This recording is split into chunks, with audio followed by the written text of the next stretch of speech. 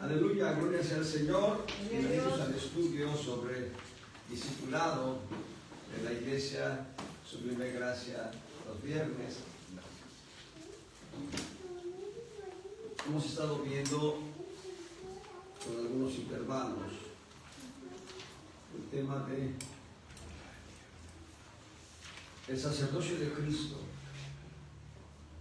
El sacerdocio de Cristo según el orden de Melquisedec. Hemos visto que solamente en el Antiguo Testamento hay dos versículos que hablan de Melquisedec.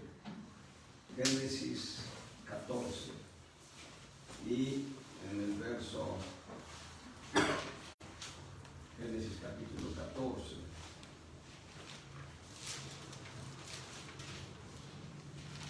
Gloria al Señor. Abraham viene de una guerra. En el verso 18, en Génesis 14, 18 se menciona a Melquisedec, rey de Salem. Es el único verso donde se menciona. Y luego está el Salmo 110, el segundo versículo. El Salmo 110, verso 7 o 4, ahorita vamos a verlo. Vamos a verlo bien. Son dos versos nada más. No se vuelve a hablar de Melquisedec en toda la Biblia, desde Génesis hasta Malaquías. Verso 4 dice, Salmo 110, verso 4, juró Jehová y no se arrepentirá, tú eres sacerdote para siempre, según el orden de Melquisedec. No se vuelve a hablar de Melquisedec en toda la Biblia. Es más, desde el Evangelio de Mateo, en la forma en que está ordenada la traducción de Casiodoro de Reyes y Pierre de Valera, en la forma en que está ordenada los evangelios desde Mateo hasta Filemón, no se habla de Melquisedec. En las epístolas de Santiago, Pedro, Juan, no se habla de Melquisedec. Y en el libro de Apocalipsis no se habla de Melquisedec.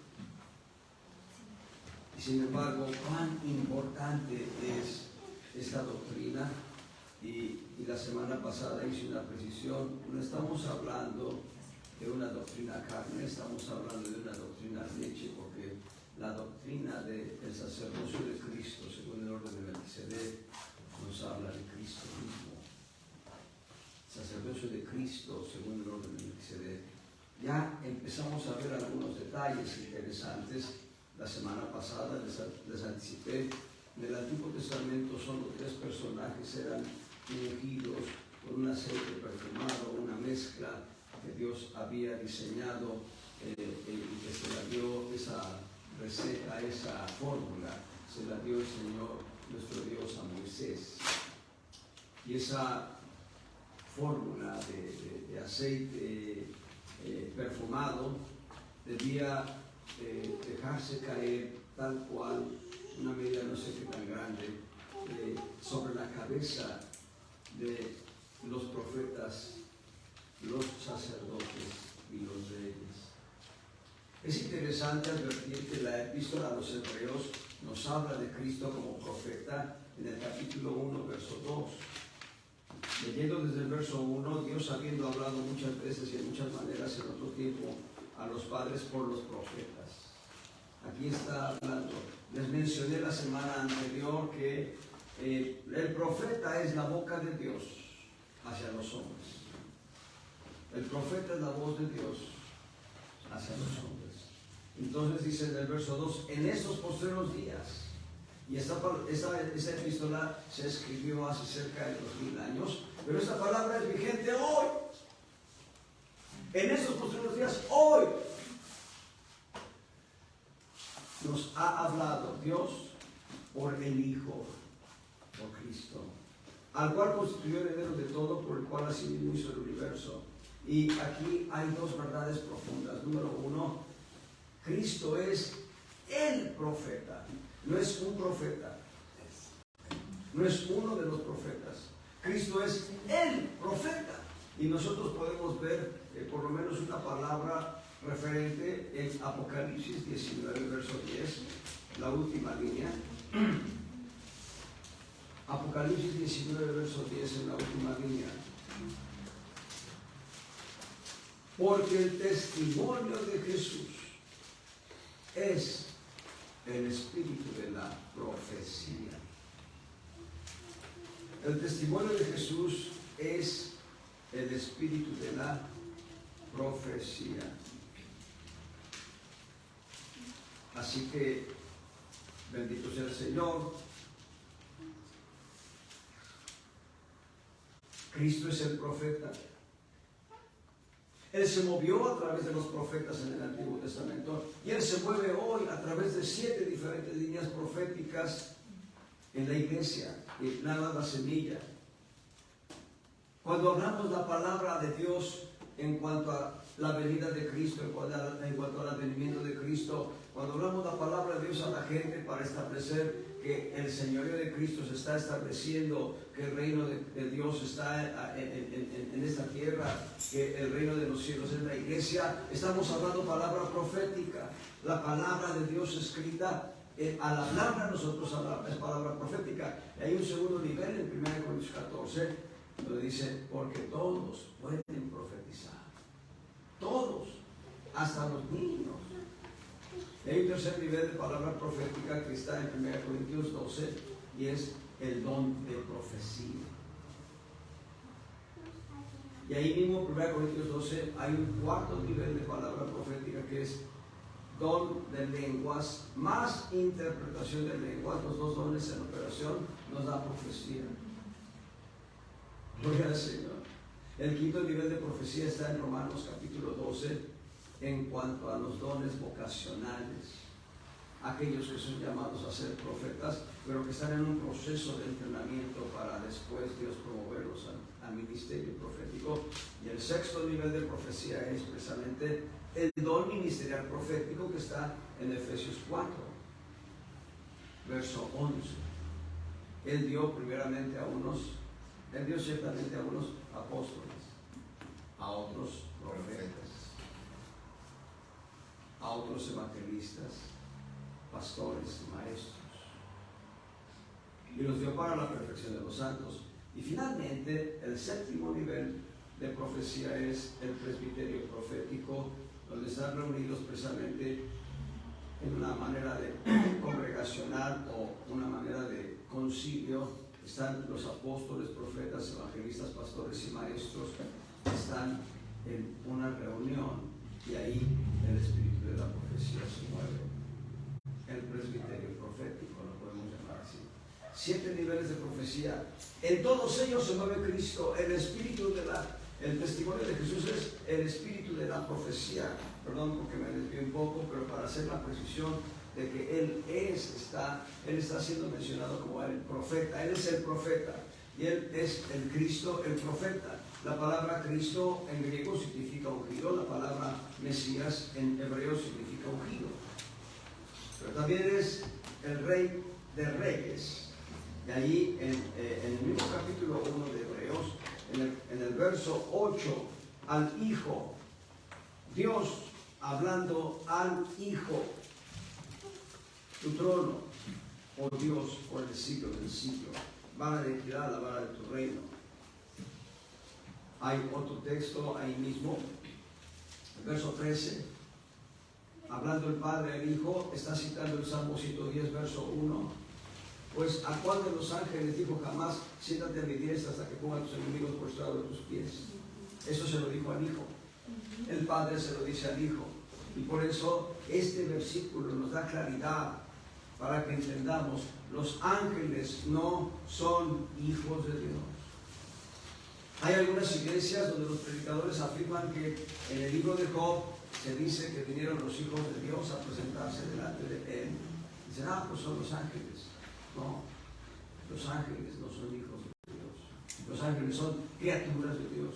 Y los ángeles que guardaron su dignidad no conocen el pecado y están en la presencia de Dios. Y los ángeles que siguieron a Satanás, que no guardaron su dignidad, están destinados a un lago de fuego y azufre. El Señor Jesucristo lo dijo, el infierno fue preparado para Satanás y sus ángeles. Y no hay redención para los ángeles. Nada más les digo esta gran verdad. Si hubiese redención para los ángeles, el diablo tendría esperanza. Pero no hay redención para los ángeles, no hay redención para el diablo. El diablo va a ser lanzado a un lago de fuego y azufre, y así estará por la eternidad. Eso lo dice Apocalipsis. Vayan a Apocalipsis capítulo 20.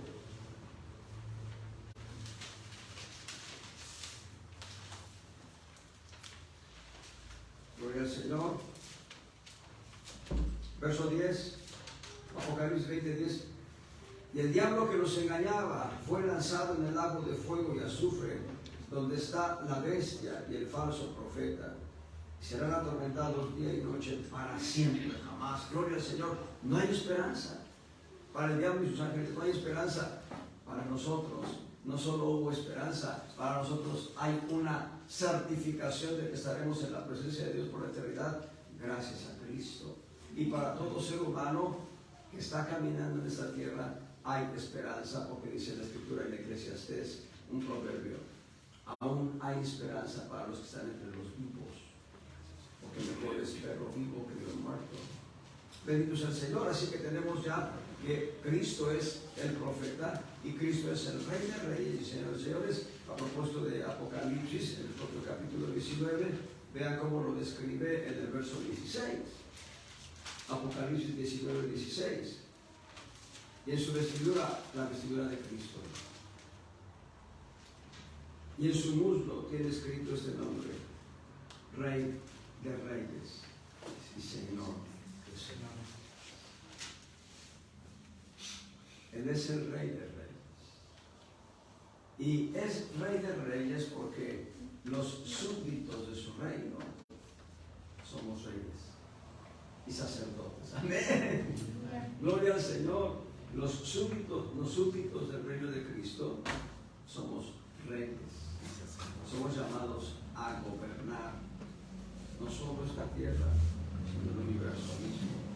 Pero regresando al punto, Él es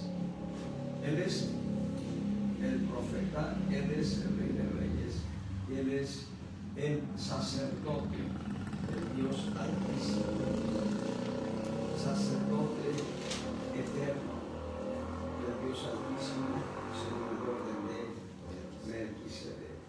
Y nosotros encontramos en el capítulo 2 de Hebreos, en el verso 17, Hebreos 2:17, dice que Cristo debía ser semejante a los hermanos para venir a ser misericordioso y fiel pontífice en lo que es para con Dios, para expiar los pecados del pueblo. Lo dije la semana pasada: si el profeta es la boca de Dios hacia la humanidad, el sacerdote es el puente entre el hombre y Dios.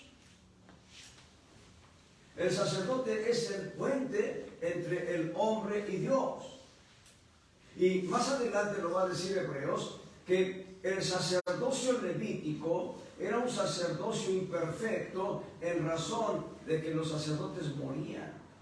Pero también era un sacerdocio imperfecto en razón de que cada sacerdote en el sumo sacerdocio tenía que ofrecer un becerro por los pecados propios y los de su familia el día de la expiación, de acuerdo a Levítico 16.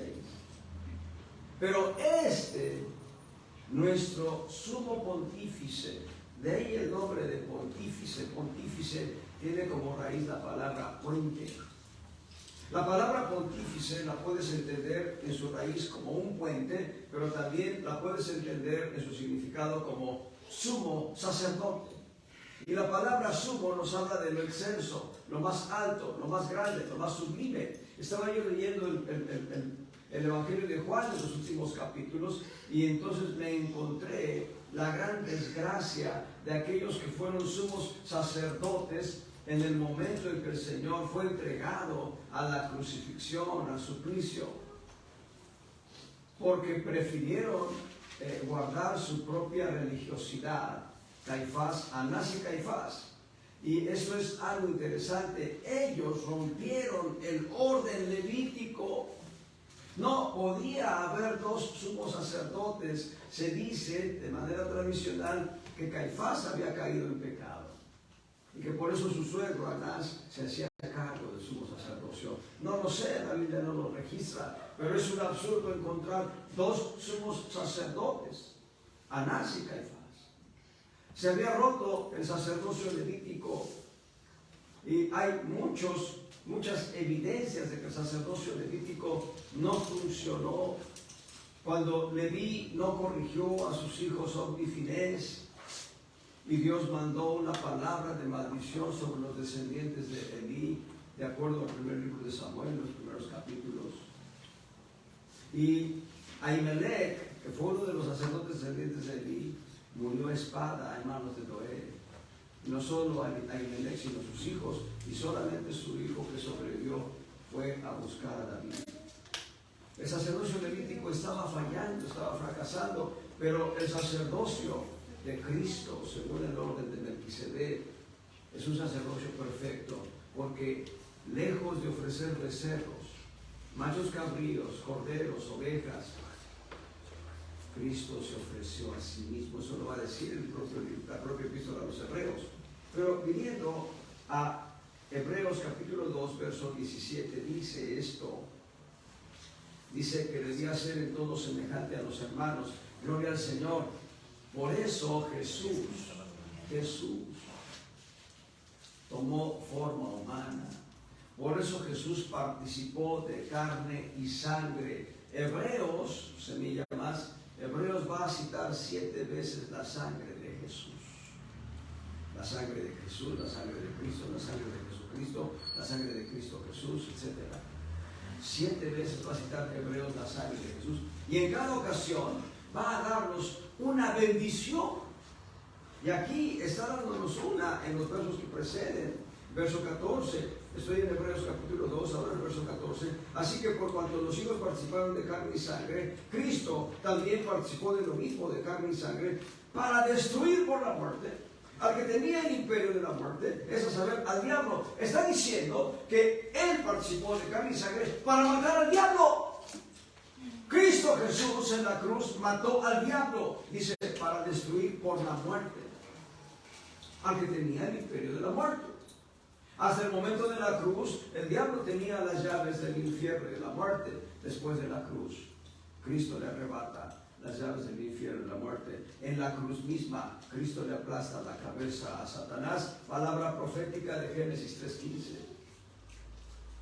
¿Y qué es lo que hace cuando Él mata a Satanás, que es una de las labores del Goel? Vean cómo se entrama todo. Es como un tejido, es como diferentes hilos que están entramados.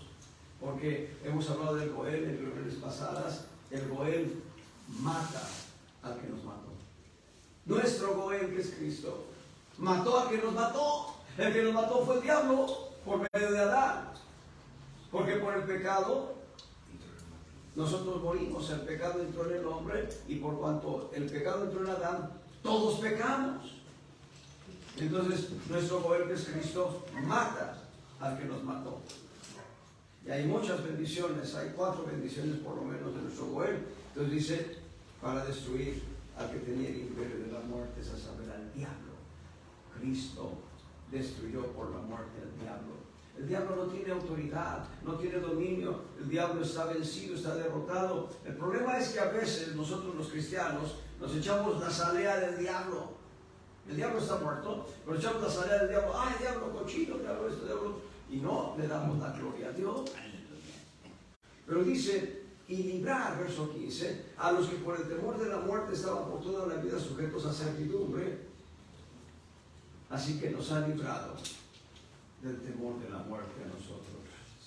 Y en el verso 17 clarifica, Él es misericordioso y fiel pontífice, fiel fuente entre nosotros y Dios, fiel sumo sacerdote entre nosotros y Dios, en lo que es para con Dios, dice, para expiar los pecados del pueblo. Esta palabra expiar tiene que ver con una limpieza completa, lo dice de una manera puntual el verso 3 en Hebreos 1:3. Hebreos 1:3 dice a partir del quinto versículo, dice, a partir de la quinta línea, corrijo, verso 3, Hebreos 1:3, quinta línea, habiendo hecho la purgación de nuestros pecados por sí mismo, se sentó a la diestra de la majestad en las alturas. Hizo la purgación completa. Él, lo que hacían los sacerdotes en el sacerdocio levítico era poner una cubierta de sangre en una manera alegórica, de una manera figurativa. Cuando eran sacrificados los becerros, cuando era sacrificado el macho cabrío, la sangre del macho cabrío era solamente una cubierta para que el Señor nuestro Dios no viese los pecados de Israel, sino viese la sangre. Pero bajo la sangre estaban los pecados. Sin embargo, cuando viene Cristo, lo que hace Cristo es purgar, en otras palabras, echa fuera nuestros pecados. Uno del profeta va a decir que lo echó a lo más profundo de la mar. Y entonces aquí ya aparece como fiel pontífice. Y uno de los beneficios que nos da este versículo es que Él es misericordioso y fiel. Misericordioso y fiel. Yo diría, no abusemos de la misericordia de Dios ni de su fidelidad. Pero entendamos que si fallamos, Él es fiel y misericordioso. Vamos a ver una afirmación de esto en 2 de Timoteo.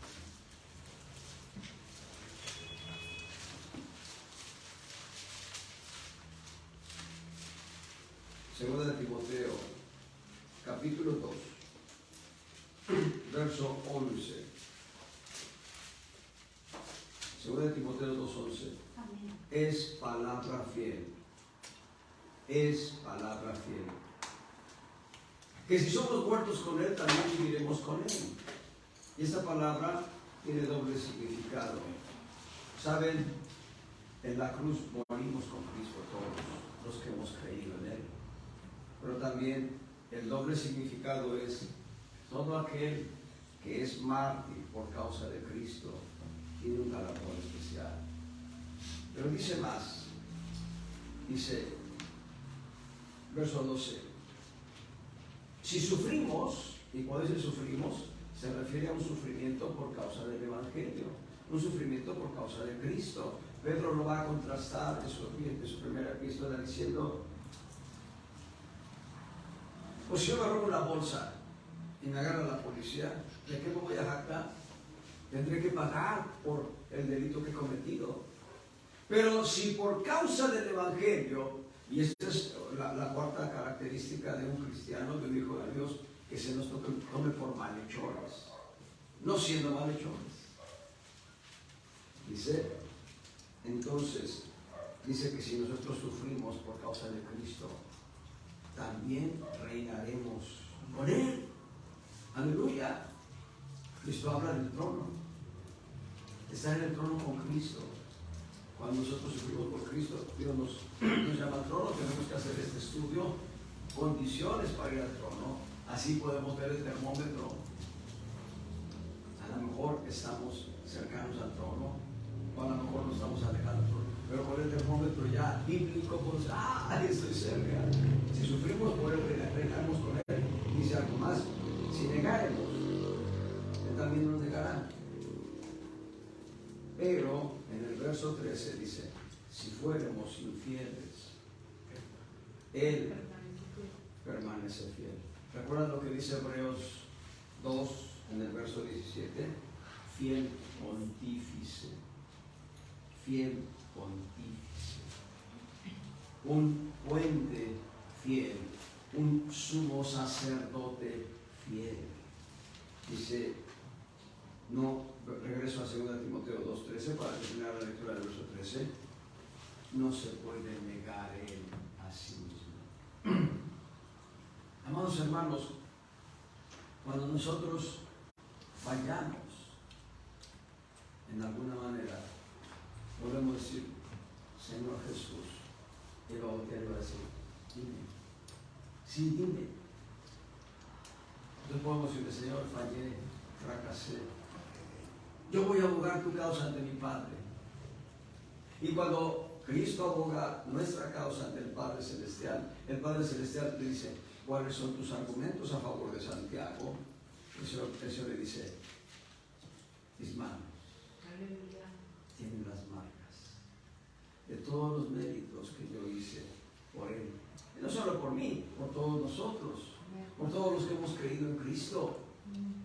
Pero yo insisto, no tomemos esto como un pretexto, pues vayamos y hagamos todo lo malo a fin que Él es fiel y misericordioso. No, pero tenemos un puente, tenemos un sumo sacerdote que puede compadecerse de nosotros y que es fiel y misericordioso. Ahí en Hebreos capítulo 3, en el verso 1, se vuelve a hablar de Cristo como pontífice. 3.1, Hebreos 3.1. Por tanto, hermanos santos, participantes de la vocación celestial, considerad al apóstol y pontífice de nuestra profesión, Cristo Jesús. Vean, aquí ya está anunciado desde el capítulo 2.17, pero aquí ya se da su nombre. Cristo Jesús es el ungido Jesús. Cristo ungido. Jesús, Jehová salva, el Salvador. Pero lo que está diciendo, dice, hermanos. El autor de la epístola se está refiriendo a redimidos. Se está refiriendo a aquellos que ya alcanzaron salvación y vida eterna. Esta carta es para nosotros. Les he comentado aquel testimonio, se dice, de una persona que leía la Biblia y decía, no entiendo la Biblia, no entiendo la Biblia. Y se acercó un hermano en Cristo, un pastor, y le dijo, ¿ya recibiste a Cristo como tu Salvador personal? Dijo, no. Entonces el pastor le dijo, estás leyendo correspondencia ajena. Gloria al Señor, porque la epístola a los hebreos es para los hermanos. ¿Qué está diciendo? Dice, participantes de la vocación celestial. ¿Qué es vocación? Llamamiento. La palabra vocación se refiere a llamamiento. Tú y yo hemos sido llamados a estar en la presencia de Dios por la eternidad, a disfrutar de su gloria por la eternidad. Benditos a Cristo. Entonces dice que nosotros, los hermanos, los que tenemos este llamamiento a estar en el cielo, consideremos al apóstol y pontífice de nuestra profesión, Cristo Jesús. Dos claridades, dos aspectos de clarificación. Número uno, apóstol significa enviado. El Padre envió a su Hijo para salvarnos. Y número dos, profesión. Esa palabra profesión en el texto original es confesión. Confesión. En otras palabras, considerad al apóstol y pontífice de nuestra confesión o declaración de fe. Lo que hemos declarado que Él es nuestro Señor, como alguien le dice papi, como alguien le dice amado mío, otros le dicen Señor, pero lo hacen con reverencia, con respeto total y hablan con Él en una intimidad preciosa. Ellos están en este versículo y Dios quiere que todos estemos conectados en esta manera. El autor de nuestra salvación dice que Él es fiel, en el verso 2, al que le constituyó. ¿Quién constituyó a Cristo como sumo sacerdote según el de Melquisedec? El Padre. El Padre Celestial. Hay varios juramentos que hace Dios. No tengo la cuenta concreta, pero ahorita les doy de memoria por lo menos dos juramentos que están citados en Hebreos. Uno ya está desde Génesis 22, pero se vuelve a mencionar en Hebreos.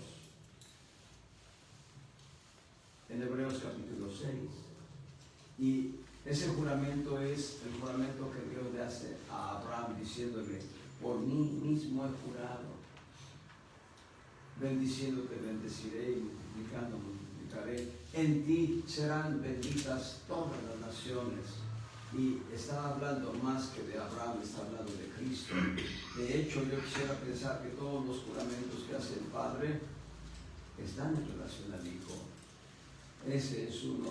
Pero aquí vamos a encontrar otro juramento que está en el Salmo 110, verso 4, y que se cita sistemáticamente en Hebreos. Juró Jehová y no se arrepentirá. Tú eres sacerdote eternamente según el orden de Melquisedec. Y ahora entendamos algo en torno a este punto del juramento de Dios. El hombre hace pactos desde Adán hasta el día de hoy, pero por la naturaleza caída, el hombre no cumple el pacto, el contrato de manera total. El hombre llega a fallar. Desde la antigüedad, en algunos casos, se hacía un pacto cortando un poco una yema del dedo, tal vez para sacar sangre, y de esa manera se estrechaban las manos los que pactaban. Otros solamente se estrechaban las manos, otros firmaban. Pero Dios, no teniendo otro más alto que Él, porque Él es lo más alto, juró por sí mismo, diciéndole al Hijo: tú eres sacerdote eternamente según el orden de Melquisedec. El Padre ha constituido a Cristo como sumo sacerdote, y podemos dar un brinco y llegar a Hebreos capítulo 4.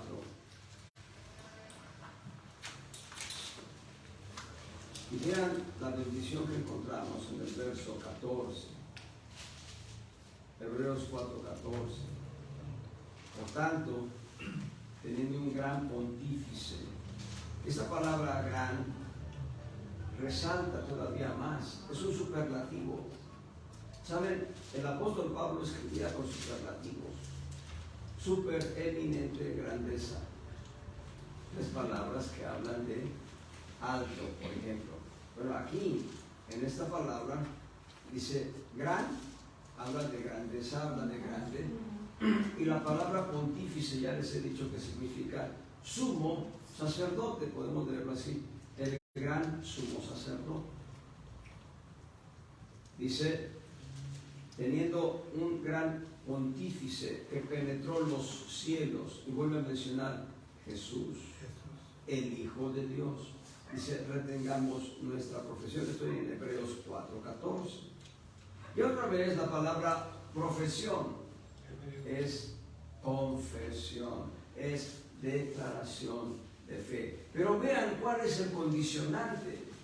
No se trata de lo que hacían los sacerdotes levitas, de traer un becerro y degollarlo y ponerlo en el fuego y ponerle hasta que se quemara y se convirtiera en cenizas, o traer corderos y ponerlos en el fuego, sino lo que ha hecho Cristo. Porque el sumo sacerdote, de acuerdo a Leví, el sumo sacerdote lo que hacía era, una vez en el año, el día de las expiaciones, por ahí entre los meses de septiembre y octubre, de acuerdo a nuestro calendario gregoriano, entre los meses de septiembre y octubre, ahí se celebraban 2 o hasta 3 fiestas, no sé si 4.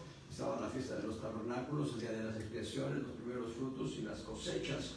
Pero de esas fiestas, la fiesta de las expiaciones era importantísima para los judíos. Era el día en que, al sacrificarse un becerro por los pecados del pueblo, por los pecados del sumo sacerdote y de su familia, y al sacrificarse un macho cabrío en el altar,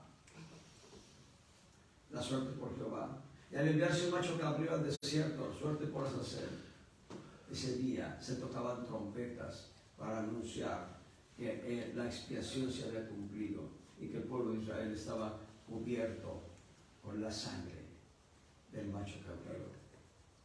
Sin embargo, lo que está diciendo este verso 14 es que nuestro pontífice no entró en un santuario hecho de manos. Esto lo va a clarificar Hebreos 8 y Hebreos 9. Entró en el mismo cielo. Pero la manera en que lo está diciendo el autor de Hebreos es muy puntual. Dice, penetró los cielos. ¿Saben la palabra penetró? Significa atravesó con violencia. Es algo similar a lo que se cuenta que en una, perdón por la cita que voy a hacer, pero es lo que vino a memoria en estos momentos. Se dice que en la arena de lucha libre, en la Ciudad de México, había un gladiador que entraba y con una escopeta disparaba hacia el techo. No estoy seguro si era en la arena de México o en otro país, pero había un gladiador, un luchador que siempre entraba con una escopeta y disparaba hacia el cielo y perforaba el techo con la escopeta, con el disparo de la escopeta. Y siempre había que reparar el techo, obviamente. Bueno, eso nos da una idea. Lo que hizo Cristo fue penetrar con violencia los cielos, o hacerlo de manera tal que rompió los cielos. Dice cielos en plural, y Salomón habla de los cielos de los cielos. En realidad la Escritura nos habla de 3 cielos. Los judíos hablan de 7 cielos, pero no lo justifican en la Escritura. Nosotros tenemos la base bíblica para establecer 3 cielos. El cielo atmosférico del día, que vemos durante el día, ese cielo nuboso a veces, ese cielo a veces muy despejado, al cielo azul pastel, es el primer cielo. Luego ahorita de noche podemos voltear y si vamos a una parte desértica o una parte donde no hay luz de ciudad, podemos contemplar los astros, el cielo cósmico, el segundo cielo. Cristo penetró hasta el tercer cielo, rompió los 3 cielos. Hay una palabra profética que ustedes ya conocen, que está en el Salmo 24. En la parte final del Salmo 24 encontramos esta palabra profética en el verso 7 al 10. Dice: alzado puertas vuestras cabezas, y alzaos vosotras puertas eternas, y entrará el Rey de Gloria. ¿Quién es este Rey de Gloria? Jehová el fuerte y valiente, Jehová el poderoso en batalla. Alzado puertas vuestras cabezas, y alzaos vosotras puertas eternas, y entrará el Rey de Gloria. ¿Quién es este Rey de Gloria? Jehová, Cristo Jesús. Él es el Rey de la Gloria.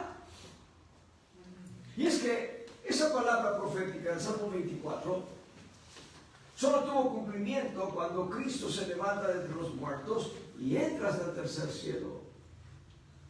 Había testimonios de por lo menos 2 hombres que no habían conocido la muerte y que habían entrado a la presencia de Dios, a saber, Enoc y el profeta Elías. Pero nunca jamás se había visto que alguien, habiendo padecido la muerte, se levantara de entre los muertos para entrar y rasgar el tercer cielo y entrar a la misma presencia del Padre Celestial en las alturas. Es lo que está describiendo ahora el autor de Hebreos, en Hebreos 4:14.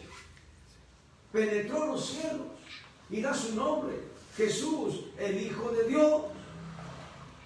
Cuando nosotros tenemos esta revelación, dice: retengamos la profesión o la confesión o la declaración de fe que hemos hecho.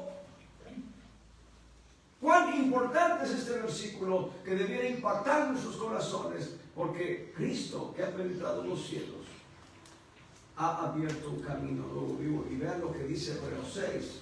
Podemos ir ligando muchos versos, podemos ir ligando toda la Escritura, pero quiero que vean este versículo.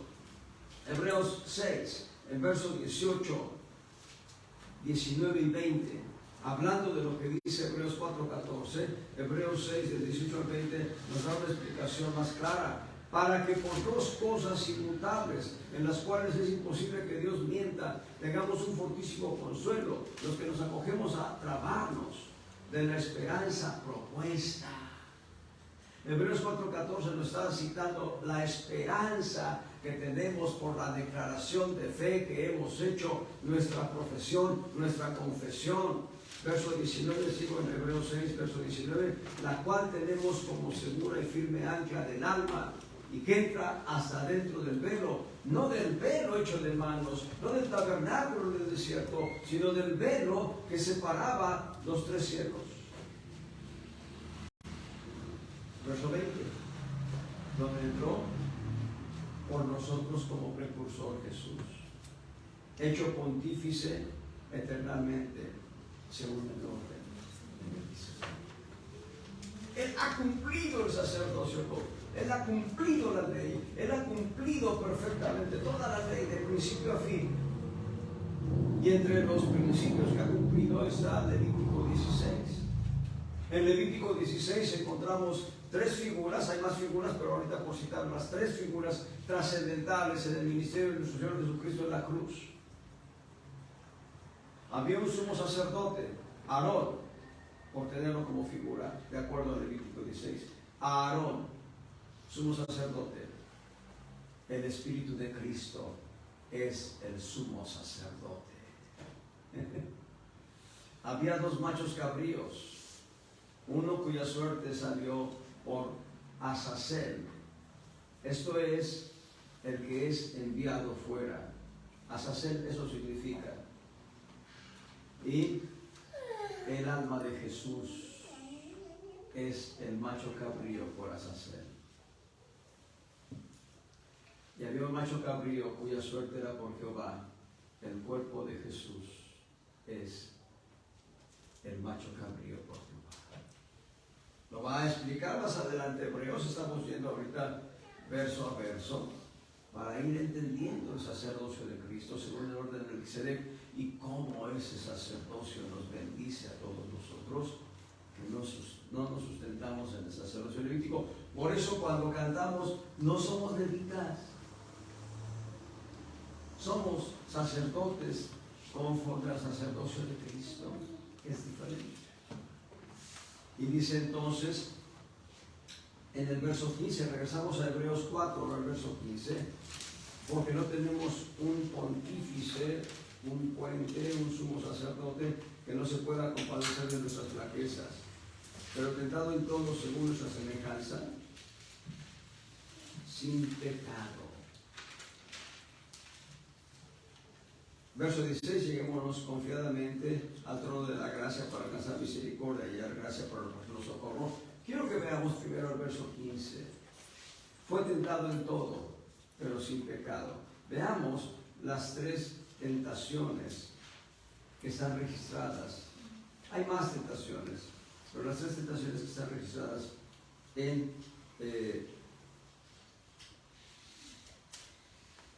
Lucas capítulo 4. Hay tres tentaciones registradas ahí y vamos a ver cómo el Señor recibió la provocación del enemigo, así como nosotros. Nada más que a diferencia de nosotros, el Señor venció. El Señor derrotó al diablo. Decía un apóstol, decía, el Señor Jesucristo le dio 3 golpes a la quijada del diablo. Y lo único que hizo el diablo fue voltear y escupir dientes, porque le dio con la palabra. Ahí dice en verso 1, Jesús lleno del Espíritu Santo volvió del Jordán y fue llevado por el Espíritu al desierto. Muchas veces es el Espíritu que te lleva a vencer la tentación y el pecado.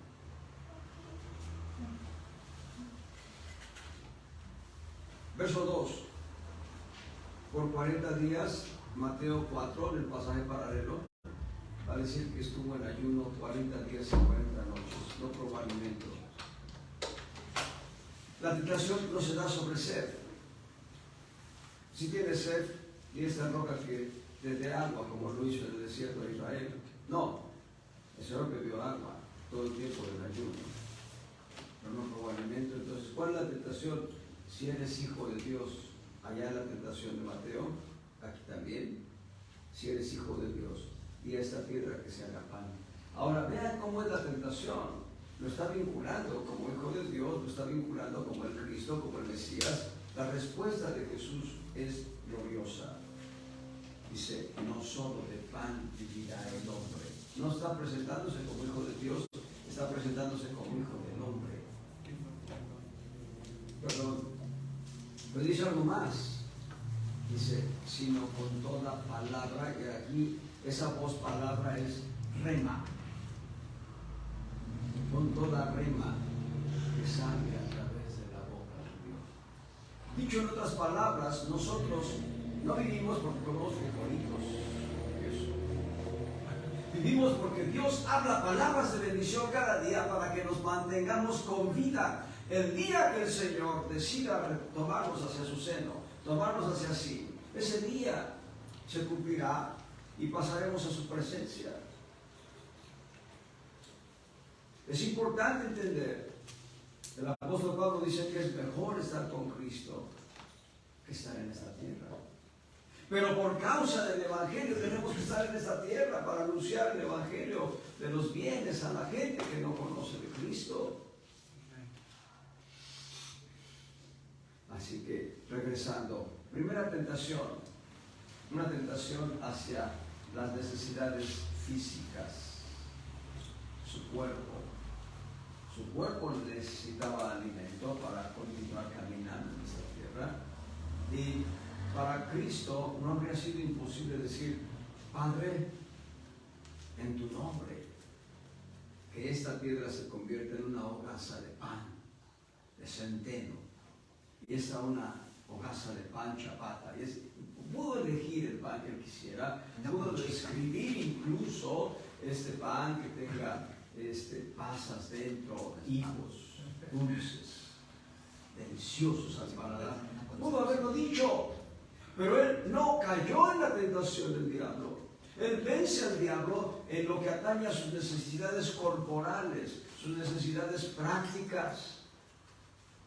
Y luego viene la segunda tentación, ahí, verso 5, estoy en Lucas capítulo 4, verso 5, y le llevó el diablo a un alto monte y le mostró en un momento de tiempo todos los reinos de la tierra y le dijo: a ti te daré toda la gloria, toda la potestad, toda esta potestad y la gloria de ellos, porque a mí es entregada, a quien quiero la doy, pues si tú adorares delante de mí, serán todos tuyos. Y aquí no está tentando al Espíritu de Cristo, pero está tentando al principio de adoración. Y saben que el principio de adoración se da en espíritu. Eso lo dice Juan. Toda adoración es en espíritu y en verdad. Así que, a pesar de que no es una tentación directa al Espíritu de Cristo, está tentándolo en el área del Espíritu en función de la adoración. Gloria al Señor, gracias. Pero la respuesta del Señor Jesucristo, verso 8: vete de mí, Satanás, porque escrito está: al Señor tu Dios adorarás, y a Él solo servirás. Ahí está el golpe directo a la quijada y los colmillos de la serpiente salen disparados. Hasta las muelas del juicio también. Las muelas del juicio no hubo. Bueno, en el verso 9, estoy en Lucas capítulo 4, verso 9, dice que el diablo le llevó a Jerusalén y le puso sobre las almenas del templo y le dijo: si eres hijo de Dios, échate de aquí abajo. Note, si eres hijo de Dios, nuevamente lo tienta como hijo de Dios. Y dice: porque escrito está que a tus ángeles mandará delante de ti que te guarden, y en las manos te llevarán porque no dañes tu pie en piedra. Verso 12, la respuesta del Señor Jesús: dicho está, no tentarás al Señor tu Dios. Esta tentación era: sé independiente, sé autónomo. Es la misma tentación que metió en el corazón de Eva. ¿Saben? El diablo le dijo a Eva: Dios es un Dios mezquino y egoísta porque no quiere que ustedes sean como Él. Pero sabe Dios que si comen de ese fruto van a ser como dioses, conociendo el bien y el mal. Una gran mentira del enemigo, que Dios reprenda al diablo. Así que el diablo le propuso a Eva: sé independiente, sé autónoma. No dependas de Dios, depende de ti misma. ¿Qué es lo que dice en las últimas doctrinas humanas, los últimos consejos psicológicos? ¿Qué es lo que dice la publicidad humana? Sigue tus sueños. Ve, completa tus sueños. Hay quienes afirman: tú eres Dios. Una gran mentira. Cristo no aceptó la propuesta de autonomía e independencia. Él dice, no tentarás al Señor tu Dios. En las tres tentaciones Cristo contestó con la palabra, pero ahora vean lo que dice Lucas capítulo 4 en el verso 13. Y eso es lo que estábamos tomando o tratando de rescatar de Hebreos. 4:13 de Lucas. Y acabada toda tentación, el diablo se fue por un tiempo. Toda tentación. Aquí lo que nos está mostrando, que las tres tentaciones involucraron al Señor Jesús en espíritu, alma y cuerpo. Hay otras tentaciones que va a tener más adelante. Por ejemplo, cuando Pedro le dice, nunca te acontezca, no vayas a la cruz, Señor.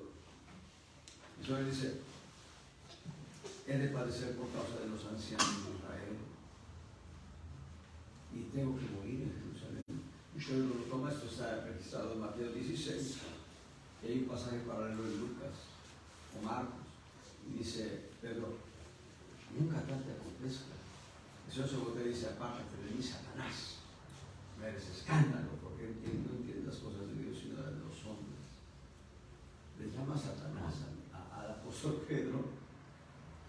No era Pedro, sino que era el diablo a través de Pedro, queriéndole inducir a abandonar el propósito divino. Así que podemos regresar a Hebreos en el capítulo 4, verso 15, lo que acabamos de justificar. Fue tentado en todo nuestro amado Señor Jesucristo, pero sin pecado. Fue tentado como hijo del hombre. Fue tentado como hijo del hombre. Estoy en Hebreos 4:15, pero ahora verso 16. Hebreos 4:16. Lleguémonos pues confiadamente al trono de la gracia. ¿Para qué? Para alcanzar misericordia y hallar gracia para el oportuno socorro. Las tres palabras son sinónimos: misericordia, gracia y socorro oportuno. Es lo que vamos a encontrar. ¿En dónde? En el trono de la gracia. Quiero hacer una precisión aquí que me ha impactado el corazón desde hace algunos meses. Allá en el tabernáculo que levantó Moisés en el desierto, el santuario que levantó Moisés en el desierto, tenía un lugar santísimo, la parte más reservada del santuario. En ese lugar santísimo había el arca del pacto. A ese lugar santísimo pertenecía el incienso, el altar de incienso, pero nunca posó el lugar santísimo, porque todos los días había que quemar incienso. Así que fue tomado prestado hacia el lugar santo. Y el lugar santísimo solo estaba el arca. El arca, un cajón de madera de acacia, todo cubierto de oro. Toda la estructura era de madera, pero la cobertura de aquella arca era de oro completo, oro puro. Dentro del arca había tres objetos importantes. Número uno, las tablas de la ley. Antes de las tablas de la ley, una urna con maná. Las tablas de la ley y la vara de Aarón que reverdeció. Eso es lo que estaba dentro del arca. Y lo que cubría el arca, la tapa del arca, era una plancha de oro puro. Una plancha de oro puro. Esa plancha se llama propiciatorio. Pero también la palabra propiciatorio la podemos entender como asiento de misericordia. Asiento de misericordia. Ahora regresen a Hebreos, capítulo 4, verso 16. Lleguémonos pues confiadamente al trono de la gracia. El propiciatorio era el asiento de misericordia, y aquí ya se nos habla del lugar, un trono donde está asentada la gracia. ¿Saben qué dice Juan capítulo 1, verso 16 o 17? Dice que la ley por Moisés fue dada, pero la gracia y la verdad por Jesucristo fue hecha. En otras palabras, cuando hablamos de un trono de gracia, no nos referimos a que el trono tiene como materia la gracia. Nos referimos a que el trono es un lugar donde está asentada la gracia misma. Y la gracia misma es Dios. Es lo glorioso de esto. Hebreos 5:1, todo pontífice, todo sumo sacerdote, tomado entre los hombres, aquí es donde está lo que yo les había dicho antes, es constituido a favor de los hombres, en lo que a Dios toca. Así que el sacerdote entra delante de la presencia de Dios y dice: Dios, Santiago cometió este pecado, pero aquí está el cordero que está ofreciendo por su pecado. Así era el sacerdocio levítico. Había diferentes tipos de ofrendas. Había ofrendas por ciertos pecados. Y entonces Dios determinaba si había misericordia o no para mí. Evidentemente, les digo, los sacrificios de becerros, de toros, de machos cabríos, de corderos, no quitaban el pecado. Pero aquí lo que está diciendo es lo que correspondía a la labor sacerdotal. Dice: para que ofrezca presentes y sacrificios por los pecados. Verso 2, que se pueda compadecer el sacerdote, el pontífice, se pueda compadecer de los ignorantes y extraviados. Porque el mismo sacerdote está rodeado de flaqueza, léase debilidad. Por eso el verso 3 dice: por causa de la debilidad, el pontífice por sí mismo tenía que ofrecer también, no solo por sí mismo, sino por los pecados del pueblo. Pero aquí va a hacer una precisión el autor de Hebreos en los versos 4 al 6. Va a decir: ni nadie toma para sí la honra, sino el que es llamado de Dios como honra. Hay un momento en que todavía no estaba establecido el sacerdocio, pero Israel había pecado. Israel había cometido pecado de idolatría. Entonces Moisés dice: ¿quién está? Por Jehová. Saque su espada y vaya y mate a su hermano. Qué palabra tan más fuerte. Doy gracias a Dios que vivimos en la época de la gracia y no en la ley. Es la gracia la que nos sostiene. Hermanos, no sé cuántas veces me habrían apedreado a mí, me habrían matado varias veces. Porque yo, en algunas ocasiones, siendo un jovencito, atenté contra la autoridad de mis padres. No me da gusto decir eso, me avergüenza. Me avergüenza completamente decir esto. Pero yo pude haber muerto apedreado muchas veces por haber pecado contra mi madre, sobre todo. Doy gracias a Dios por su gracia y misericordia. Llegó un momento en que nos reconciliamos, nos abrazamos, lloramos juntos. Gloria al Señor. Pero dice aquí: Aarón fue llamado por Dios para el sacerdocio levita.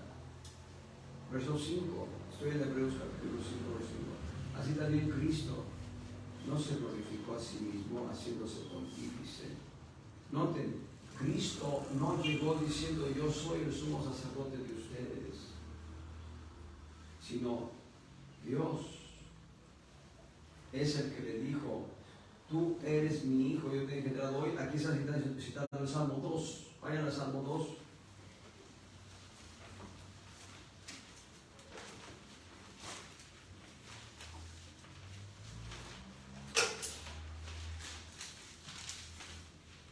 Salmo 2, otro salmo mesiánico completo. Salmo 2 es un salmo mesiánico. Verso 7. Yo publicaré el decreto. Jehová me ha dicho, mi hijo eres tú. Yo te engendré hoy. ¿Sabes? No hay tiempo ahorita para ir a Hechos, pero es que en el libro de los Hechos se describe que el engendramiento de Cristo como el Hijo de Dios está en su resurrección de la cruz. No en su nacimiento virginal, sino en la resurrección de la cruz. Y dice, tú eres mi hijo, yo te he engendrado hoy. Regresé a Hebreos 5, verso 5, y ahora el verso 6. Como también dice en otro lugar, y aquí cita el Salmo 110, verso 4, tú eres sacerdote eternamente, según el orden de Melquisedec. Es Dios el Padre quien le da la honra a Cristo el Hijo como sacerdote eternamente, según el orden de Melquisedec. Bueno, vamos a parar ahí y vamos a continuar la próxima semana. Yo deseo la próxima semana que traigan sus preguntas. No se trata nada más de que yo hable, sino que ustedes lo entiendan. Porque si no hay entendimiento, no podemos darle continuidad al asunto. No se trata de que yo me presente como alguien que sabe mucho, sino que ustedes aprendan lo que yo estoy aprendiendo también. Y si alguien allá en casa no está aquí presente, pero está en la transmisión, quiere mandar la pregunta,